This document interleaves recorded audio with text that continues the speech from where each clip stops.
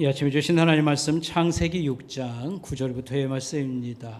여러분 구약 성경 첫 번째 창세기 6장 9절입니다. 여러분 가지고 있는 성경책 8페이지 참고하시길 바라겠습니다. 창세기 6장 9절 말씀. 이것이 노아의 족본이라. 노아는 의인이요 당대의 완전한 자라. 그는 하나님과 동행하였으며 11절 그때 온 땅이 하나님 앞에 부패하여 포화감이 땅에 가득한지라. 13절입니다. 하나님이 노아에게 이르시되 모든 혈육 있는 자의 포화감이 땅에 가득하므로 그 끝날이 내 앞에 이르렀으니 내가 그들을 땅과 함께 멸하리라. 너는 고페르나무로 너를 위하여 방주를 만들되 그 안에 칸들을 막고 역청을 그 안팎에 칠하라. 22절 노아가 그와 같이 하여 하나님이 자기에게 명하신 대로 다 준행하였더라. 아멘.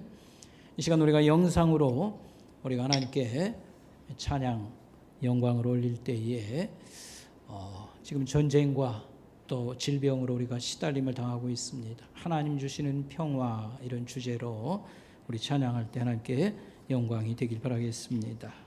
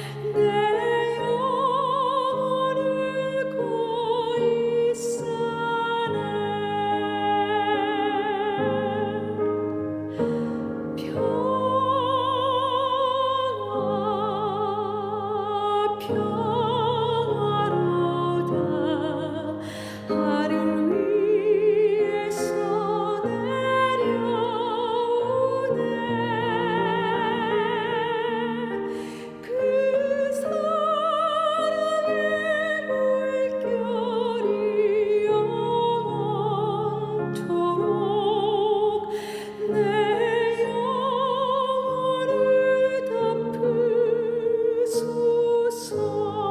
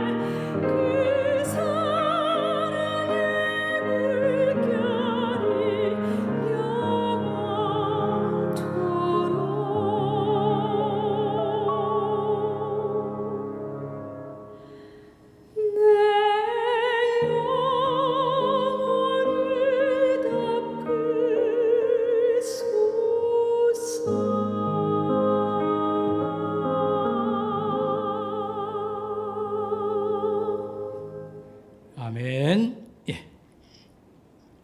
오늘 창세기 6장의 말씀 가지고 우리가 너는 악을 다스리라 이런 제목으로 우리가 말씀을 선고하도록 하겠습니다.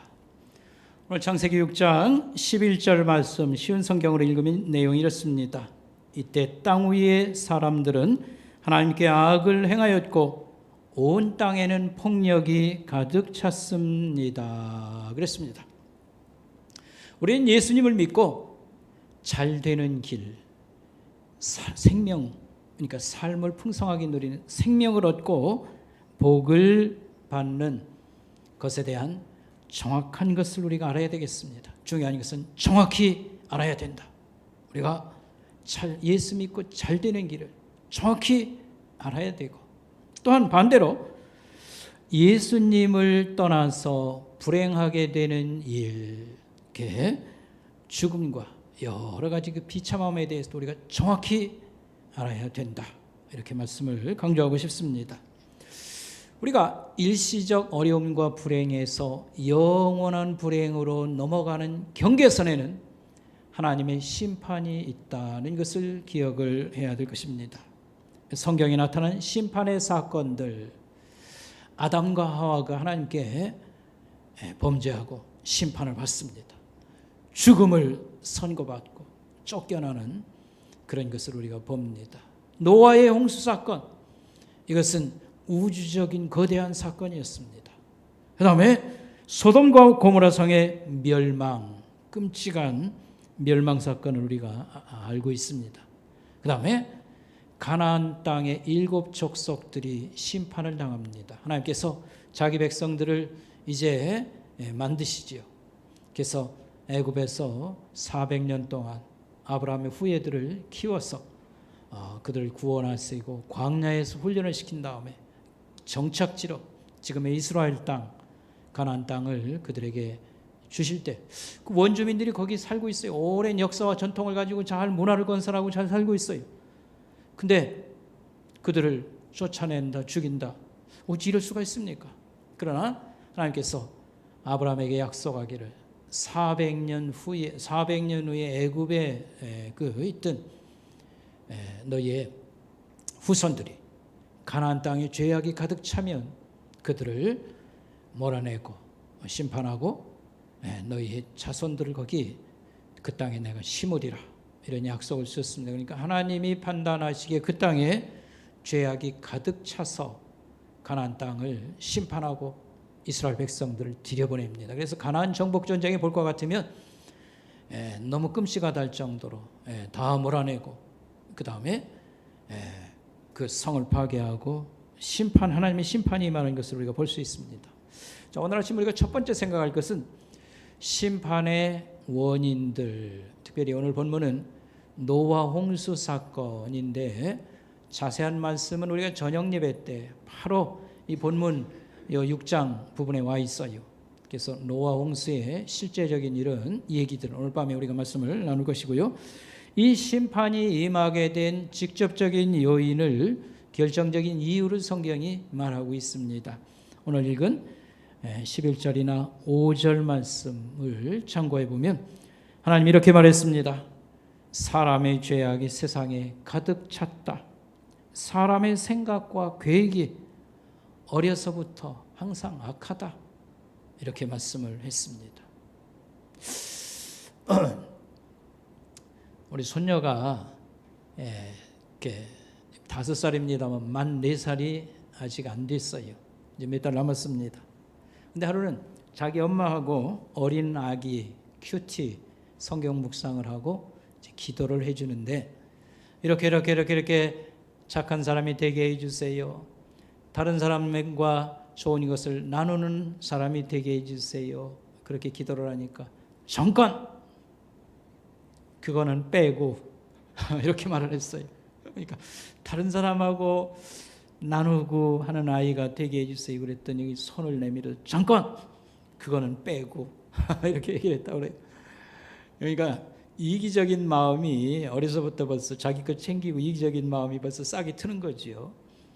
성경이 말하는 것처럼 이런 이기적인 것, 욕심이 불러 오르면 일을 만드는 겁니다. 죄가 나온다. 욕심이 잉태한즉 죄가 나온다를 말했습니다. 그래서 악이라는 것을 우리가 극단적인 악의 어떤 굉장한 실체를 오늘도 생각하겠습니다만, 그런 걸 연상합니다만, 좀 부드럽게 얘기하면 나쁜 성향이 어려서부터 우리에게 있도다. 그래서 어린아이부터 어른 할 것 없이 모든 사람들이 생각과 모든 것들이 기울어져 있도다. 이런 말씀입니다. 사람의 생각과 계획이 항상 악하도다. 그게 하나님께서 가슴 아프게 하고 아프게 생각하시고, 그러나 정의를 실현하는 재판관으로서 심판을 명하시는 것입니다. 여기서 오늘 이 본문 그 6장을 앞뒤를 쫙 자세히 읽어보면 우리에게 귀한 가르침, 우리가 주목할 말씀이 있습니다. 특별히 2절 말씀에 볼 것 같으면요, 2절 말씀에 보면 이제 마지막 비참한 걸 얘기하시는 거지요.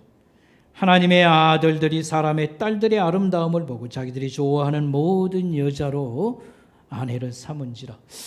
이게 뭐 죄를 얘기하는 걸까? 얘기하지만 잘 들여다보면 의인 10사람이 없어서 소돔성이 멸망한 것처럼 하나님은 사람들을 이렇게 마지막에 떠나가는 것을 보여준 겁니다. 여기 불신 결혼, 신앙을 보지 않고 다른 것에게 욕심내는 그런 이렇게 결혼의 예를 여기 들어준 겁니다. 우리가 잘 참고해야 되겠습니다. 오늘 이게 우리의 현실 문제입니다.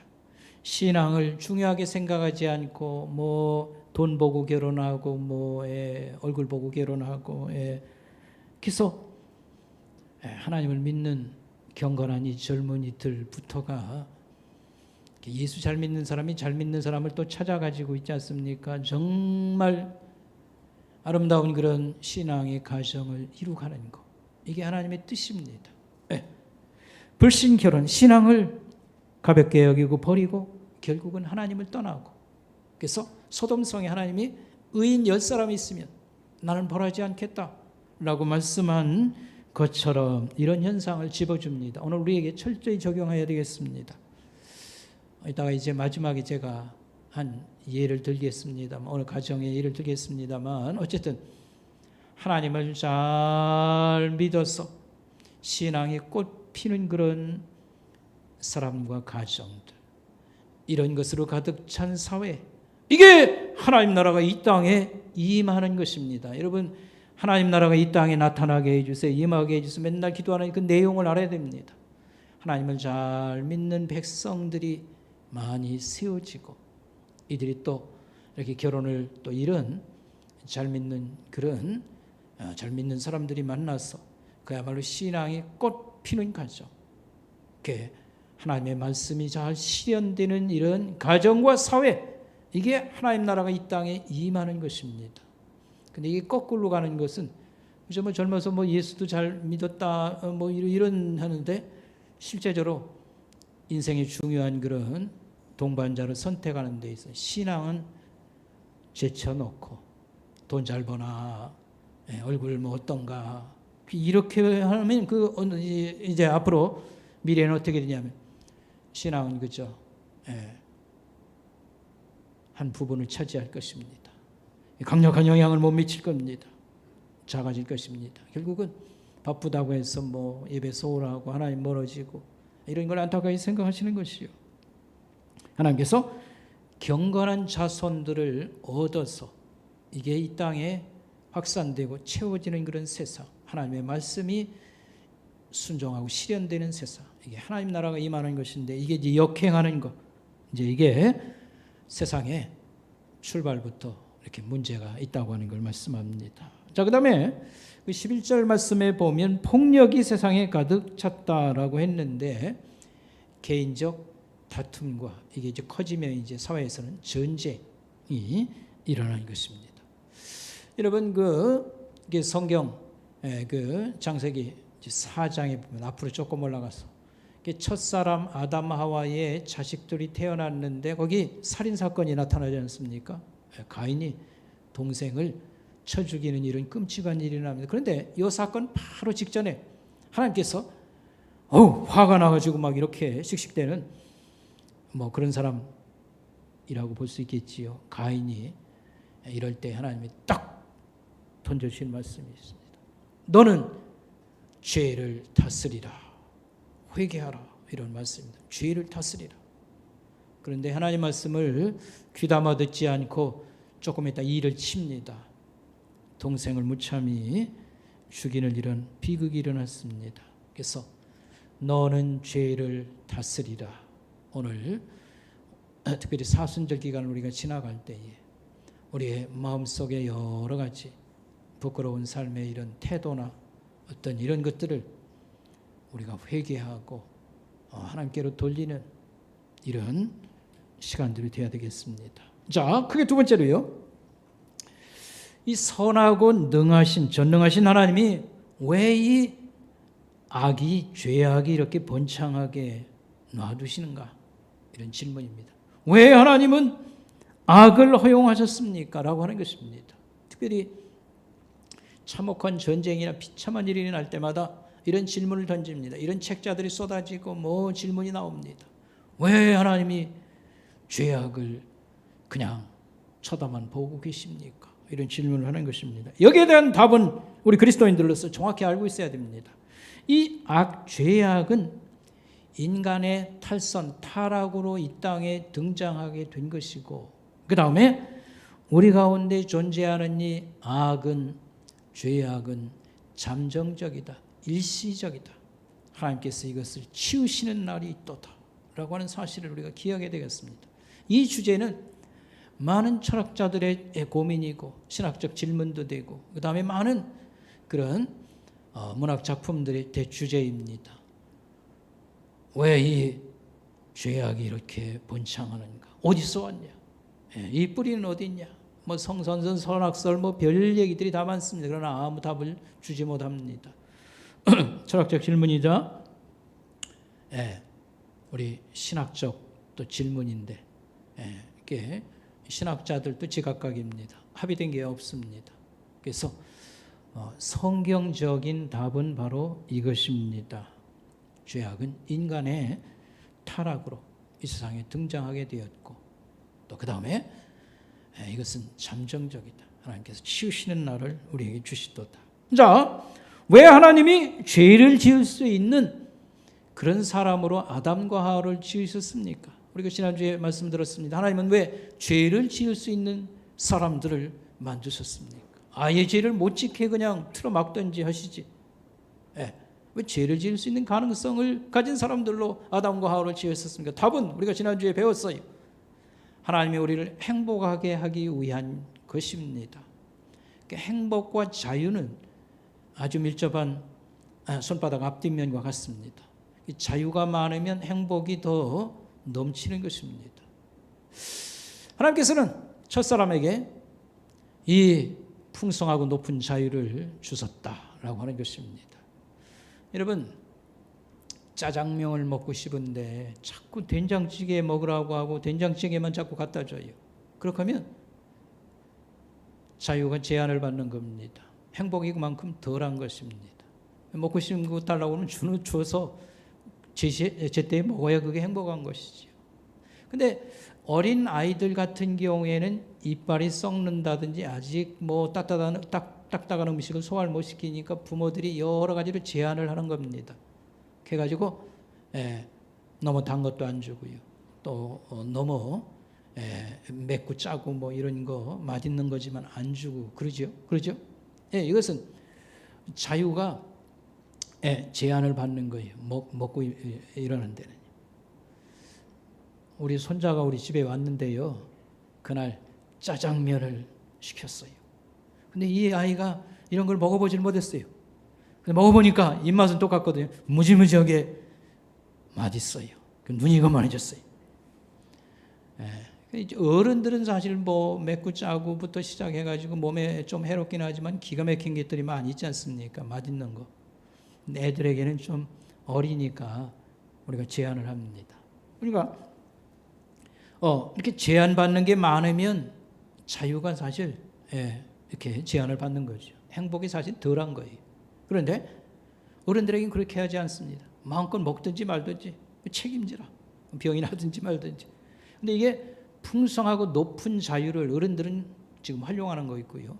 어린아이들은 몸이나 여러 가지 성장이 아직 시작 단계에 있기 때문에 여러 가지를 봐가지고 뭐 또 하지 말라, 뭐 먹지 말라, 뭐 하라는 게 많습니다. 낮은 자유를 누린다 이렇게 말할 수 있습니다. 하나님께서는 우리에게 높은 행복을 맛보려고 이런 거대한 이런 자유를 우리에게 주셨고, 심지어는 나쁘게 말하면 하나님께 대들어서는 안 되는데 그럴 자유까지도 왔다고 할 정도로 이런 자유를 우리에게 주셨던 겁니다. 그런데 우리가 아는 것처럼 아담이 첫사람이 피조물의 한계를 넘어가지고 일을 쳤습니다. 하나님처럼 되리라. 얼마나 이게 큰 죄입니까?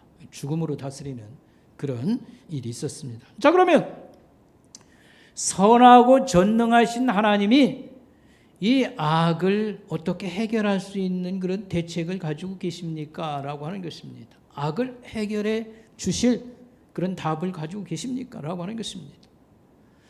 우리가 잘 아는 것처럼 첫사람 아담 하와가 범죄했을 때 하나님께서는 금방 여인의 후손의 약속을 말씀합니다.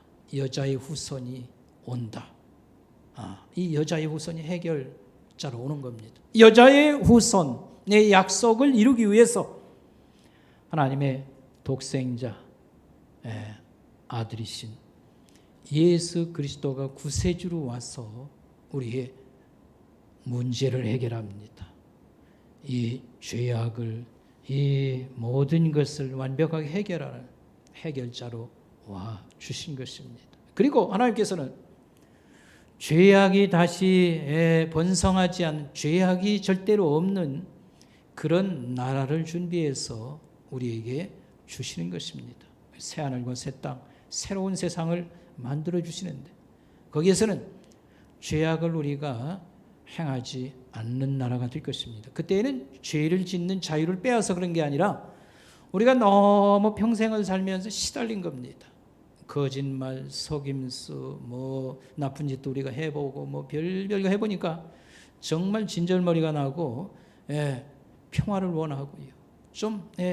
좀 서로가 존중받고 대접받고 사람답게 사는 그런 세상을 우리 스스로가 원하게 되었습니다.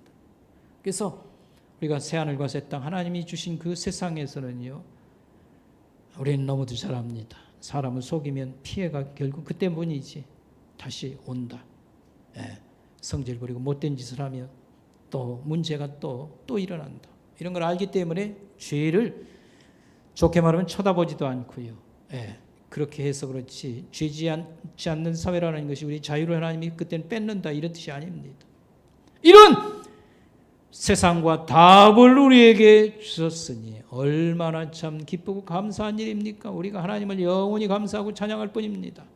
천국의 그 새하늘과 새 땅에서는 우리가 하나님을 향해서 늘 감사하고 기뻐하고 찬송하고 삶의 행복을 몸으로도 느끼고 우리 전 존재가 이렇게 사는 세상이니까 우리 천국이 좋은 것을 우리가 알게 될 것입니다.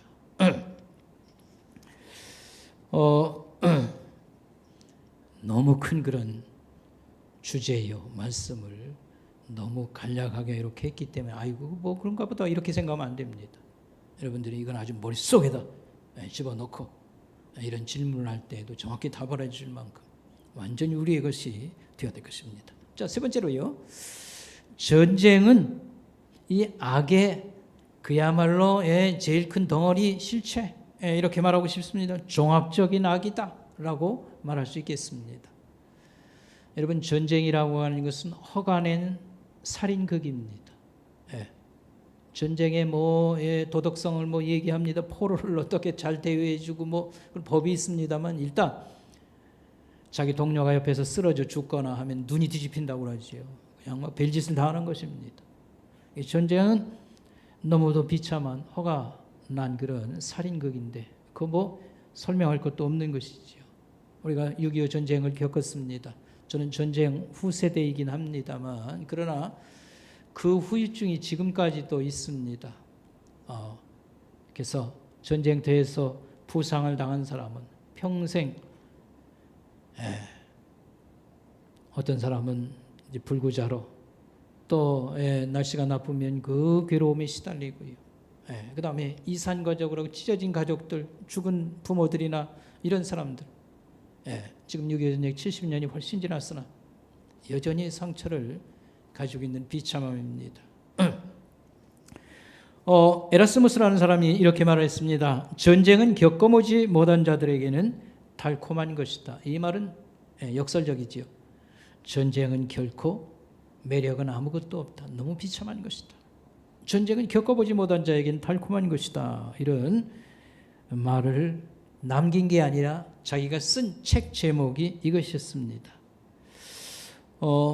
지금도 우리가 뭡니까? 게임이라고 그래가지고 아이들 뭐 전쟁 게임 뭐 놀이도 있고요. 그 다음에 어른들도 장난 삼아서 하는 거지만 서바이벌이라고요. 실제 이런 총을 가지고 뭐 이렇게 놀이를 하는 그런 게 있습니다. 근데 사실 몰라서 그렇지 전쟁이라고 하는 것은 모든 게 다 무너져 내리고요. 아버지 죽고 어린 자녀들 뭐 이루 말할 수가 없습니다. 그 비참한 것이.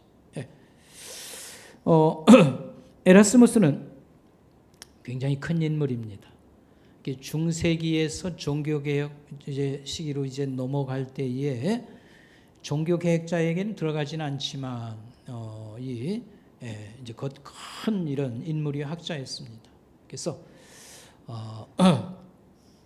그 에라스무스는 중세기 말에 기독교 인문주의자, 종교개혁의 여러 가지 정신을 이렇게 남긴 그런 사람입니다. 이 사람은 이런 말이 있어요.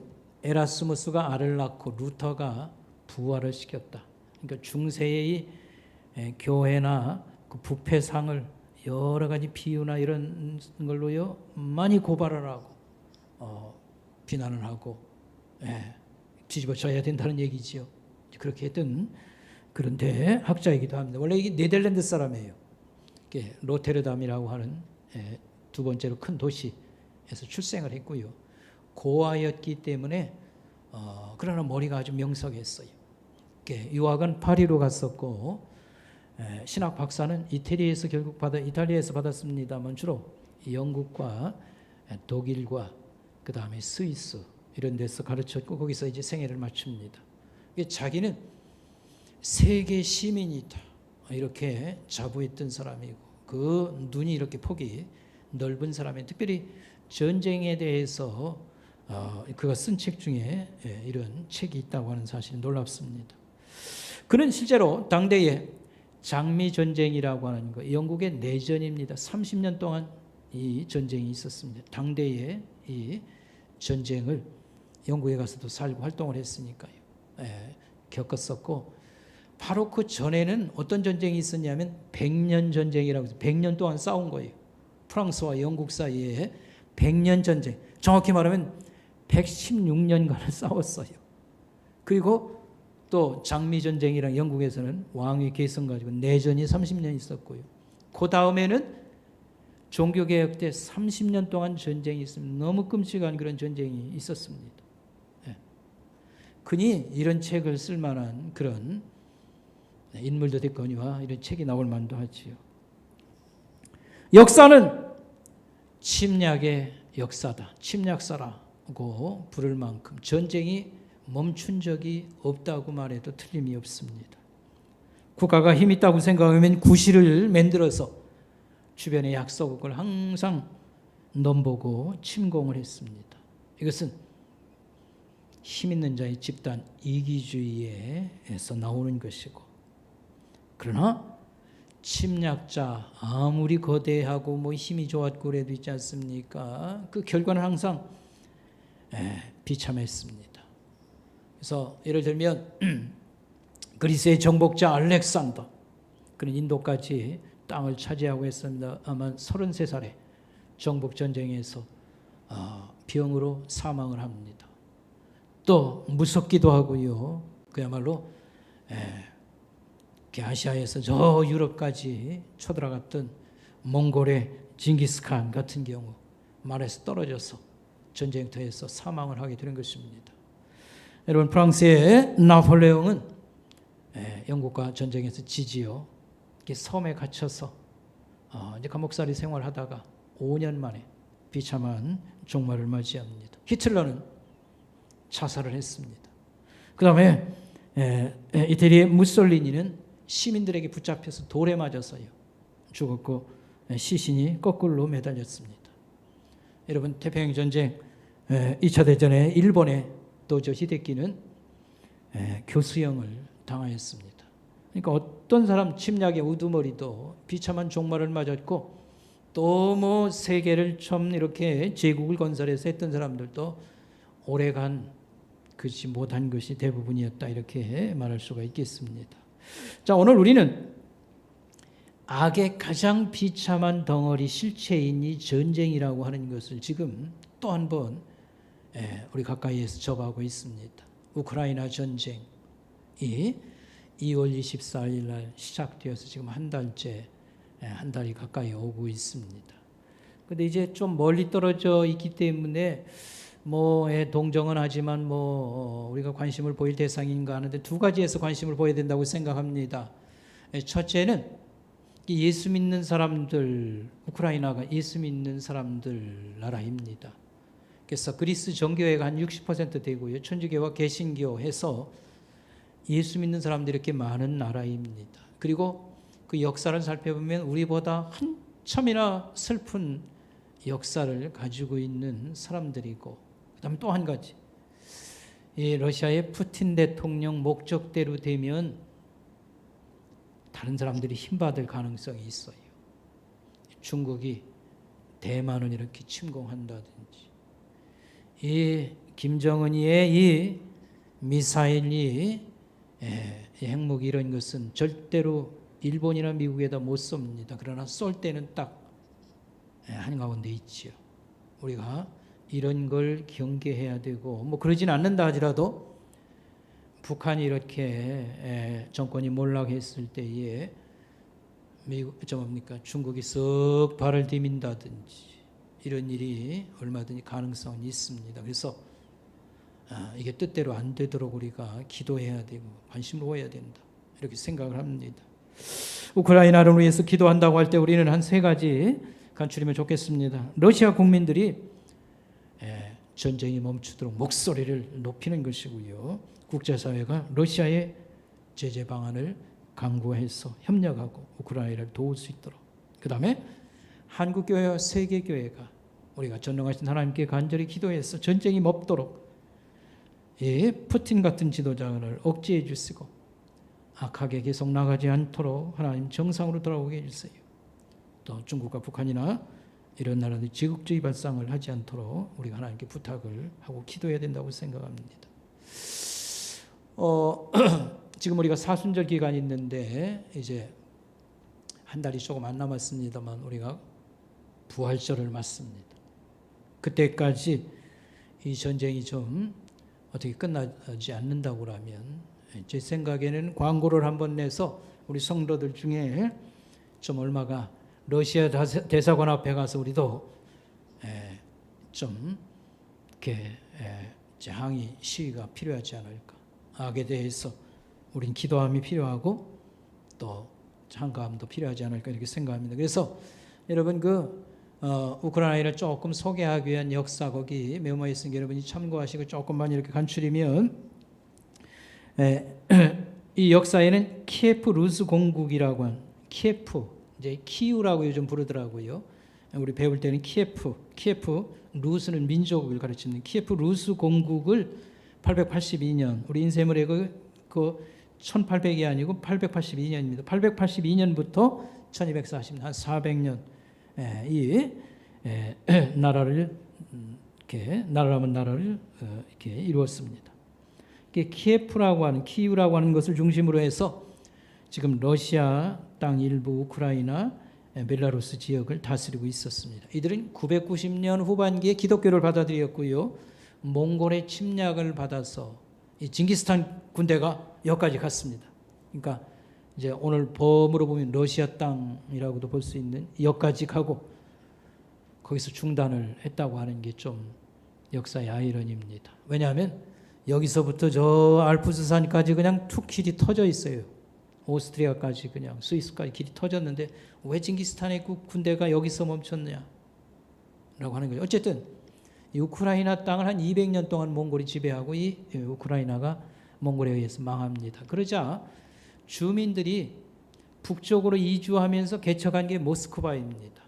그쪽으로 이제 올라가게 된 것이죠. 그래서 이 러시아와 우크라이나는 우리가 키예프 공국의 후계자다 이렇게 이제 얘기를 하는 것이지요. 그래서 17세기에 코자크라고 하는 국가는 아니고요.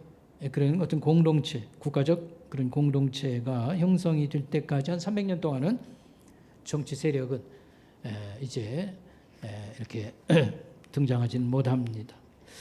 그 다음에 이제 우크라이나 땅 사람들은 러시아, 벨라루스, 우크라이나 세민족으로 갈라지고 언어도 제각각 사용하게 되었다. 이게 이제 역사입니다. 수세기, 특별히 러시아와 폴란드 사이에 끼어 있는데 수많은 국가들에 의해서 우크라이나 땅은 여러 가지로 침략과 끊임없는 이런 어려움을 당하고 1차 대전 후에 소련이 등장하죠.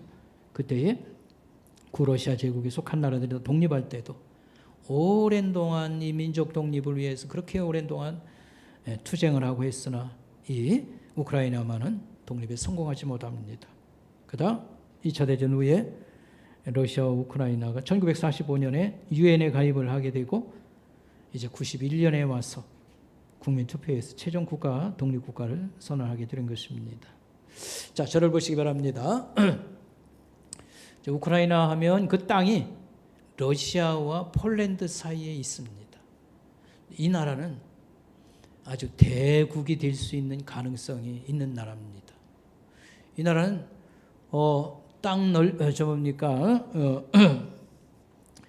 그 국토 면적이 유럽에서 러시아 다음으로 큰 나라예요. 그 다음에 인구가 많아야 큰 나라가 되거든요. 프랑스하고만 먹습니다. 우리 남한 인구 4천만하고 조금 더 되는 거하고 맞먹습니다. 자원으로 말하면 유럽에서 이 철강석이 최고 많이 매장된 나라고요. 그 다음에 땅의 평지, 좋은 땅이 얼마나 많이 있는가 하면요. 유럽에서 최고의 곡창지대를 갖고 있습니다.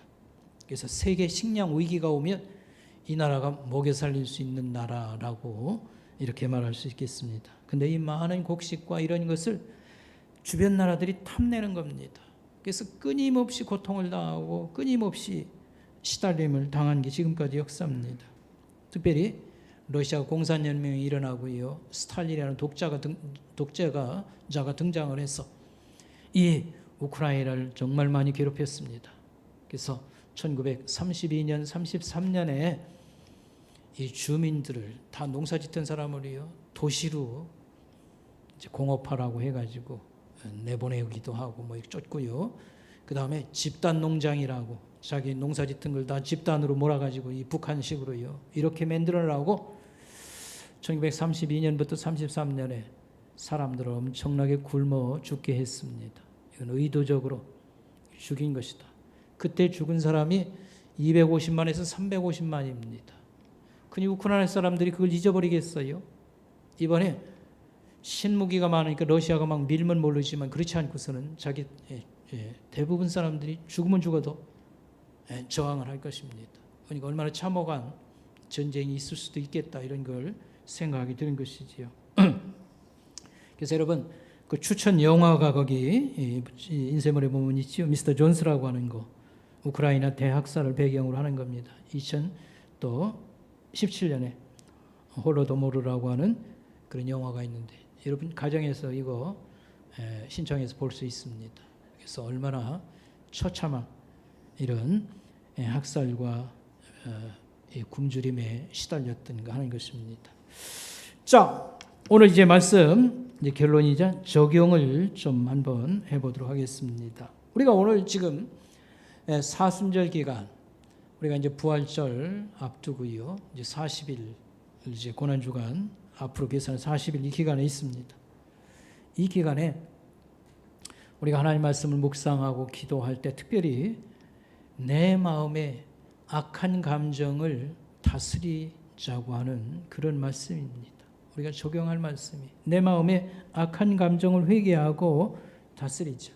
그러나 우리가 우리 마음속에 이런 악한 어떤 성향이나 뭐의 태도나 이런 것들을 우리는 우리 마음대로 고치기가 그렇게 마음대로 안 되는 겁니다. 그래서 성령 하나님이 충만히 임재하셔서 나를 다스려 주세요. 이런 기도가 필요하고 또 자기의 단점과 문제점을 철저하게 회개하는 시간을 많이 갖는 게 필요하고 화목해 하는 것, 특별히 우크라이나 같은 이런 고난당하는 사람들을 위해서 기도하는 것이 필요하지 않는가 생각합니다.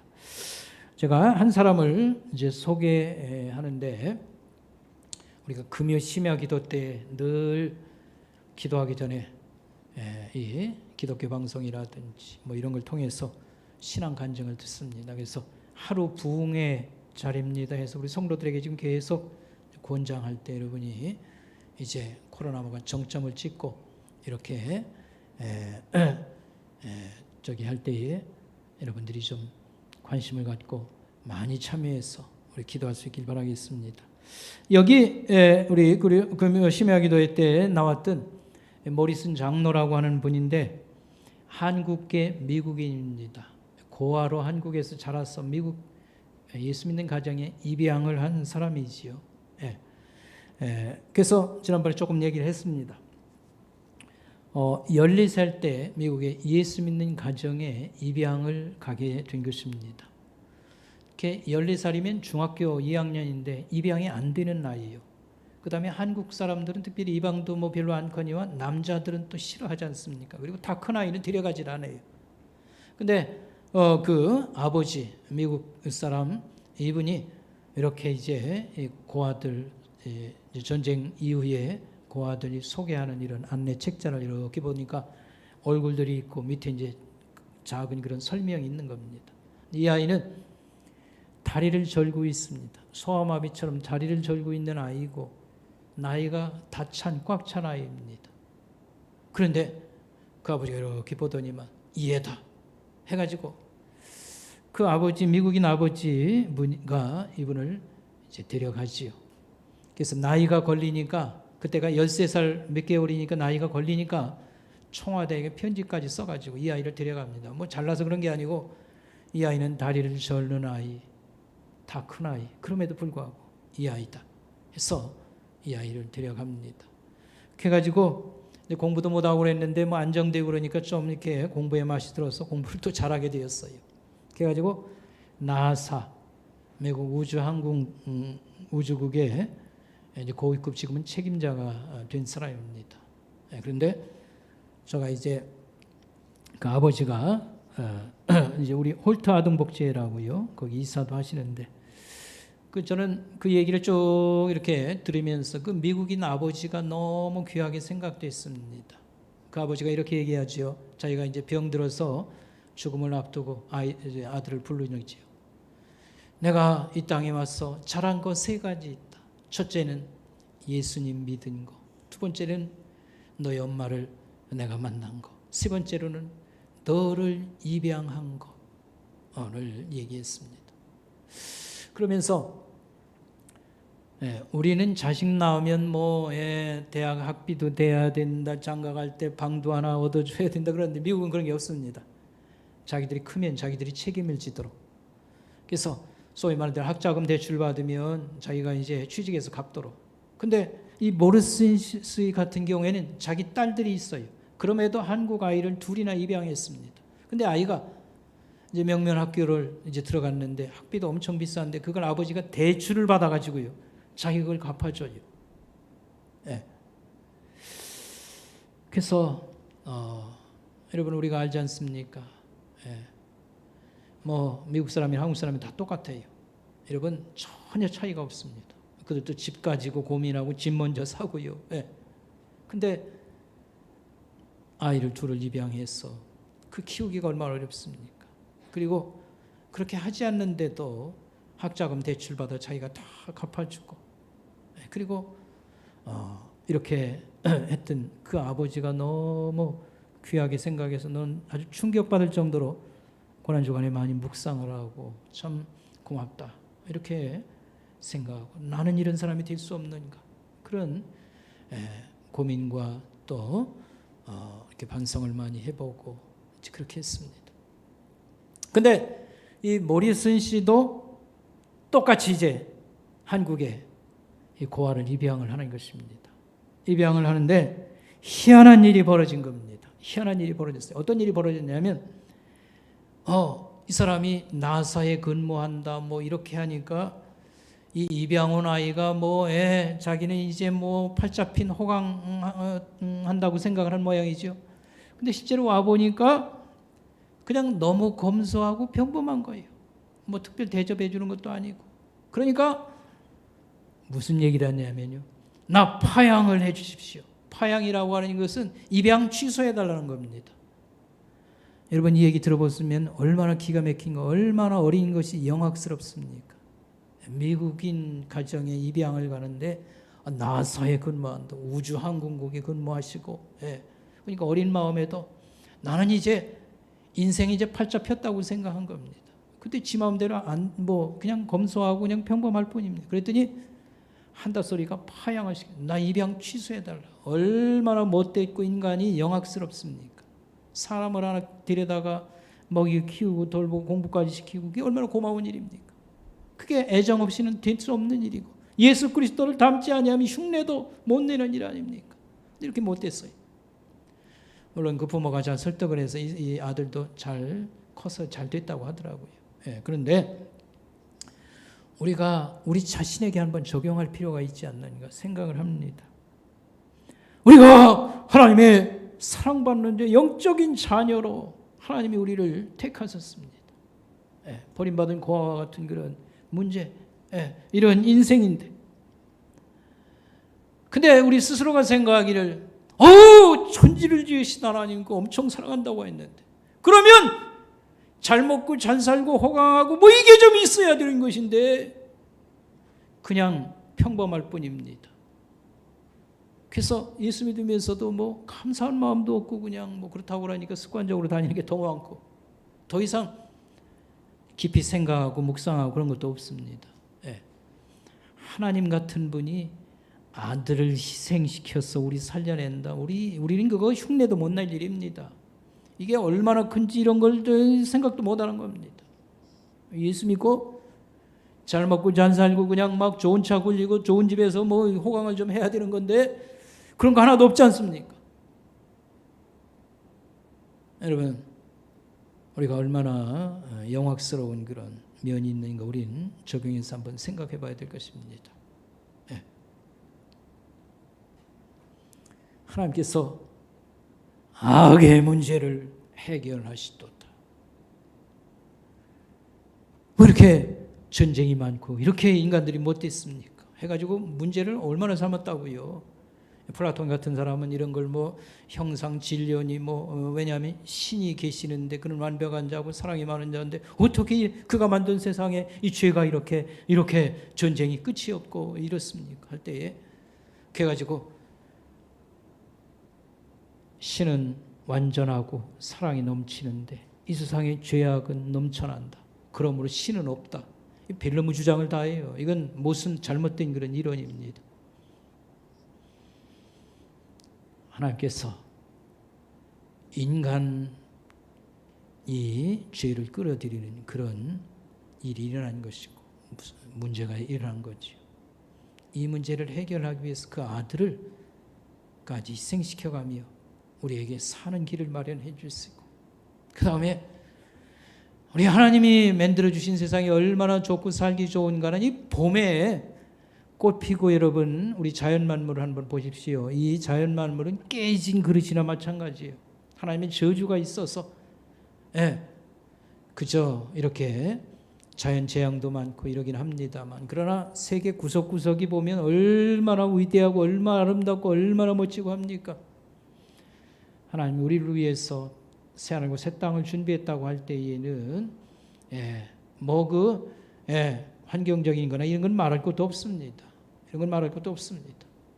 그래서 우리가 하나님을 기뻐하고 감사하고 늘 소망을 품고 살아야 되고 하나님 말씀에 의지해서 나 자신도 다독이고 그 다음에 고난당한 사람에게 많은 우리가 애정을 갖고 돌봐야 된다라고 하는 말씀입니다. 기도하겠습니다.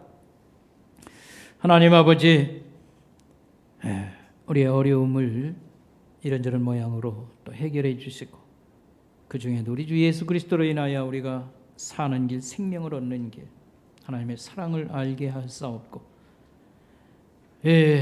봄가뭄으로 인해서 산불이 이렇게 참 몇 날 며칠 꺼지지 않는 가운데서도 피를 내리주심으로 끝나게 하셨사옵고, 겨울 이 긴 가뭄이 해소될 수 있도록 도와주시고, 또 하나님 이 비참한 이 땅에서도 새 봄을 주시며 우리에게 희망을 주시고 위로를 주심을 감사를 드립니다.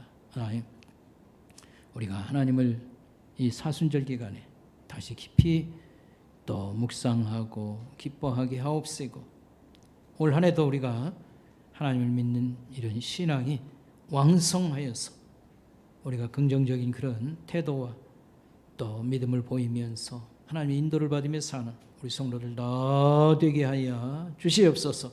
감사를 드리오며 예수님의 이름으로 간절히 기도드리옵나이다. 아멘.